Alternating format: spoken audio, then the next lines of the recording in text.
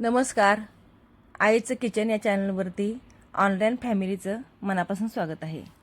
आज आपण आंबाड्याची भाजी बनवत आहोत.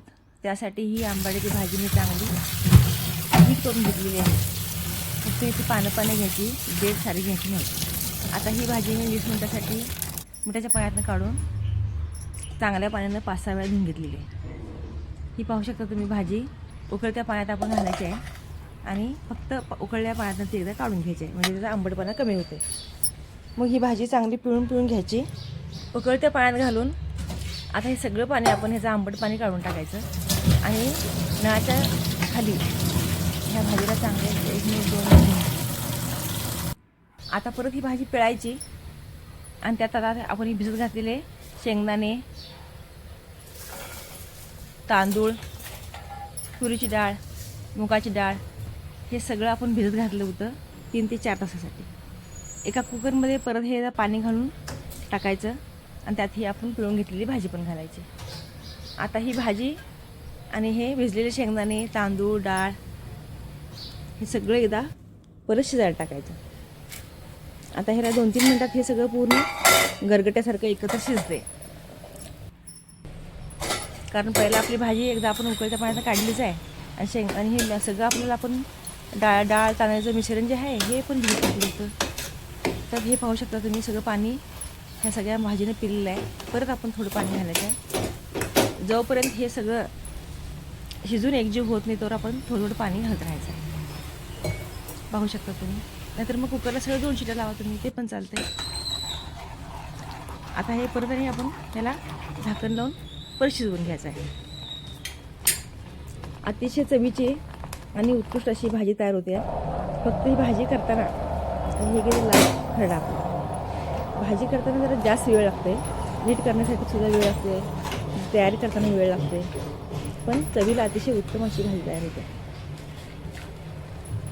आणि ह्यात सगळं कच्चं म्हणजे कसं भिजलेलं गेलं असते डाळी शेंगदाणे, तर हे पौष्टिक पण होते. आता हा खरडा आपण टाकला आहे.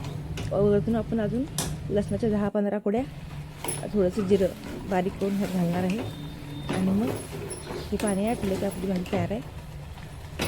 त्याच्यावर आपण जेवताना कच्चं तेल घेऊन खायचं आहे आणि भाकरीसोबत ही भाजी उत्तम चव येते.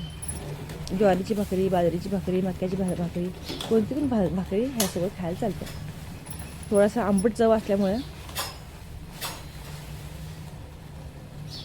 अतिशय चांगलं असं हे चवीचं ही डिश तयार होत्या बरं का. एकदा तुम्ही नक्की करून बघा. भाजी नीट करताना डंडल घ्यायचे नाहीत.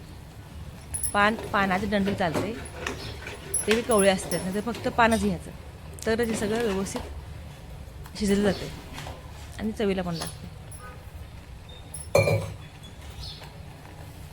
पाहू शकता आता आपली भाजी तयार झाली. 3 ते 4 मिनिटासाठी आपण हे व्यवस्थित शिजवायचं. आणि हे बघा, हे मिक्सरच्या भांड्यात मी आता 1 चमचा जिरं, 10-15 लसणाचे कुड्या घेतले. ह्या मिक्सरला बारीक करून घ्यायच्या आणि हे असं कच्चंच वरण टाकायचं. मिरचीचं लाल ठेचा पण टाकलंच आहे ऑलरेडी. आणि स्वादानुसार नमक. भाजीला सामान नाही जास्त लागत नाही, पण वेळ जाते. आणि आता मिक्सरला लावलेला आपला हा मसाला आपण हे टाकते. यात म्हणजे कच्चा लसूण हे तेलात घालायचं नसते. खरडा आपला कच्चाच असते. फक्त मिरची कधी आपण भाजतो, कधी भाजत नाही. थोडंसं पाणी.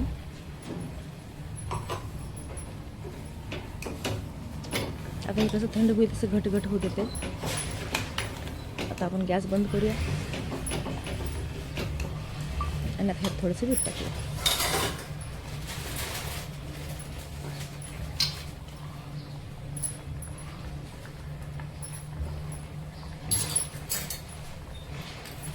उत्तम चवीची ही आंबाड्याची भाजी एकदा तुम्ही नक्की करून पहा. माझा हा व्हिडिओ जास्तीत जास्त लोकांपर्यंत शेअर करा. माझ्या चॅनलला सबस्क्राईब करा आणि लाईक करा. धन्यवाद. कलर किती छान आला आहे बघा त्याचा हिरवागार. भाजी आपली भाजी तयार आहे. ही थंड झाल्यावर आपण प्लेटिंग करू.